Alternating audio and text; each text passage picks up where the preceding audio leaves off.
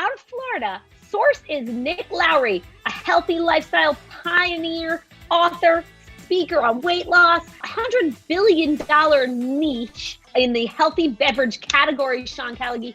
Mr. Michael Gardner, welcome. So glad you made it. He just made it onto the regular office. I'm in Phoenix, Arizona. Thank you. And what is your fun fact, Michael? Personally, myself have sliced over 1 million pounds of mushrooms and clean mushrooms, fresh mushrooms, 1 million pounds of mushrooms. Like magic mushrooms or regular mushrooms? Regular mushrooms. Oh. My first business I started, which was in the produce, I actually started a company, and I was 21 years old, and I was slicing mushrooms and delivering the pizza shops, having fresh prepared mushrooms delivered. So I don't know if you've had a lot of people that can say these hands have sliced 1 million pounds of mushrooms. Michael, so I'm so thankful to have met you, and I really appreciate Nick. How was your time with us here today?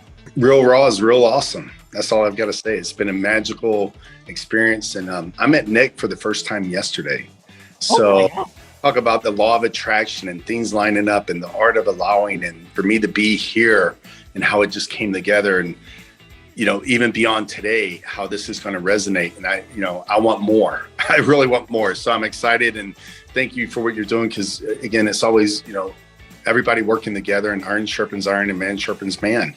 And that's how we make an impact. Entrepreneur extraordinaire, protecting our children and Mother Earth, creating friendly products for retail, promotional. Sean and Bella, she was featured on Dr. Oz Inc. magazine and many others. Welcome, Cloud Morrison, to The Real Raw. Thanks, guys. Okay, fun fact. I try and join a Zoom class and then put on my lipstick before people answer the class. It's just my own little personal game of how fast can I put on lipstick. Other fun fact, my favorite impersonation, I grew up in Colorado. It's to make the sound of the wind through the pine trees. Can we hear you making the sound of wind through the pine trees? You totally can. I have no idea where my microphone is on this computer, so I'm just gonna guess. Okay, you ready? Okay, pressure's on, pressure's on. I feel like I'm in the middle of the woods around a bunch of pine trees. I don't know about you. Bella, are you feeling that way? I'm feeling it. I'm feeling it. Amazing. How was your time with us in the Real Raw today? Sean, it was delightful. Thank you. There's so much going on in the other rooms. And I am so glad that I was in this one. It was just a delight. Indianapolis National Top 100 Trial Attorney, Sean, Top 100 Black Lawyer distinction featured in the New York Times. Sean, Bella, need I say more? Mr. Brian Williams joining us today. Welcome to The Real Raw. Brian, thank you for being here. Extraordinary. And what is your fun fact, Brian? Football guy, tough guy, and I cry often on movies such as Terms of Endearment. I mean, I'll just give that one. I think everybody cried on that one, but I cry on commercials too, every now and again. It's just. How was your time with us today in the Real Raw? It was great. I appreciate being here. Appreciate being exposed to like-minded individuals, people of intelligence, and giving me some different ideas of how to approach situations and circumstances. And another gentleman from Indiana wholeheartedly believes, Sean, don't be the best in the world at what you do, be the only one in the world who does what you do. Results in market differentiation for his web app company, Synaptic Blue. Welcome, Doug Vann, to The Real Raw. Hey, Doug, how are you? And by the way, love that commentary. Beautiful stuff. And what is your fun fact in the space of massive uniqueness? I was once punched by The Rock. Nice. What? And under what context? Well, we were clowning.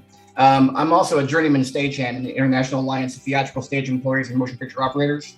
I don't do much stage work anymore, but I was working a pay-per-view of WWE or whatever it was called at the time. And at the very end of after the show is all done and all the semis are packed up, the road manager or somebody does a walk around the facility to make sure there's nothing here because you're going to go to the next city. Oh, where's that thing? Well, I think it's back in the last city. That cannot happen. So we're doing the idiot check. That belongs to the house. That belongs to the house. Nothing belongs to the tour. They're getting ready to leave, the last truck. And we're walking through the dressing room areas, and The Rock is in the hallway. All the talent's long gone. They're in the bus asleep. I don't know what he was doing in the building. But a buddy of mine wanted his autograph. And the Rock never bugs me for my autograph when I'm working. I don't bug him for his autograph. I did want to shake his hand though, so I put my hand out, and he brought his hand out of his pocket. I went low, and he went high. He went high, I went low, and it was the Three Stooges. And then he makes a fist and taps me in the gut and says, "Hey, I missed you." And how was your time, Doug, with us here today? Really appreciate you being here. Yeah, loved it very much. I'll speak very highly of it. This native of West Palm Beach, Florida, devoted to public service, social justice, not only as an assistant public defender, but also as a member of a nonprofit fraternity. He's represented over 2,000 indigent clients as in his 3 years, by the way. Welcome, Mike Brown, to The Real Raw. What's your fun fact, man? So my fun fact is that everybody has their thing, and I actually collect Funko Pops. Thank you for being here. How was your time with us on The Real Raw? Oh, I enjoyed it, especially that 3-minute elevator speech you just gave. I thought it was amazing. Oh, Rita, you do like to have fun. I do like to have fun, Sean, and I have an idea for fun today. So we'll have to see if you'll go with my idea for fun. I think it would be really fun for you to demonstrate for everyone how you went from hello to yes with Leigh Steinberg, getting someone on the show to play Leigh Steinberg. What do you think of that idea? Yeah, I mean, I'm up for that. So who would you like to have play Mr. Steinberg? Well, I'm thinking either Michael could play Mr. Steinberg, or maybe he could nominate, maybe Brian, Michael, Doug, wherever you think we should go. So Michael, what do you think? You want to be Mr. Steinberg or somebody else? Absolutely. Iron sharpens iron, and I want to get sharp. Mr. Steinberg, thank you so much for just giving me a couple minutes of your time. I know that you're late getting. Who is this? I'm sorry, who's this? Yeah, this is Sean Callagy. I'm picking us up in the Michael. I'm picking us up in the room that we met in Las Vegas after we spoke. So yeah, Sean Callagy. I'm sorry. Yeah, I spoke. I'm speaking a few minutes after you. We're just sitting at the same table together at the event. So I want to share with you. By the way, I know you have to go, but I really appreciate the 3 minutes that you gave me to have a quick conversation. So thank you. You're welcome. Appreciate it. What do you have for me? For causing more money to be raised for things, and what that is and how that would work. I'm not sure, but I do know that I'm a force multiplier. I do know that I have credentials and backup, as Mr. Nick Lowry shared with you. I raised money on Tony Robbins' stage. Tony Robbins' wife asked me to be the person out of all the people that they know to raise money from the Platinum Partnership for stopping sex trafficking. And in that room, they hoped to raise $500,000. And I had the privilege with my friends there to have raised $1.7 million with me on the microphone. So if that resonates with you, if you want more impact, more reach, I'd love to explore how I can add value to your life. Because final, the only thing I ever do, Mr. Steinberg, is give first. So I ask for nothing except an opportunity to prove to you I'm who I claim to be. How does that resonate or not for you to have a little bit longer conversation at some point? Sure. That's convenient for you. No, I appreciate that, and I would love to. And definitely, there's never enough money, or there's enough money. We just got to go out there and get it. And so I appreciate your effort.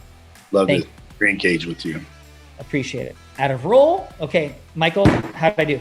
Yeah, I mean, you kept adding the value and your past experience and relationships and common ground, just a common ground, like-minded. You did the takeaway. I'm not asking for anything. So you made more comfortable, like, okay, now the guard's down. Okay, you're not asking me for me to stroke a check or what have you, because you're coming to me to add value to what I'm already doing. So I thought, no, that was very good. No, very helpful. Thank you. Cloud, how did you feel about that dynamic with Mr. Steinberg?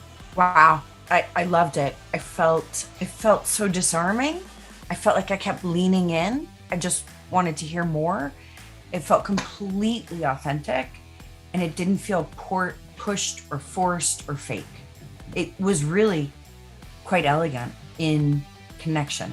I've been part of a lot of different organizations, and I've never seen an organization that gives as much as Unblinded. So thank you for that. And speaking of giving, there's a gift that the team dropped for you in the chat. Definitely click that link, download that guide, because there is a secret sauce to your money, time, and magic. It's called integrity-based human influence. Definitely have a conversation with one of our extraordinary teammates, such as Adam Gugino, who built a company from zero to $750 million. You might could learn a thing or two from that dude. He built a team of 500 sales associates. Absolutely incredible. So you definitely want to have a call with someone as cool as that.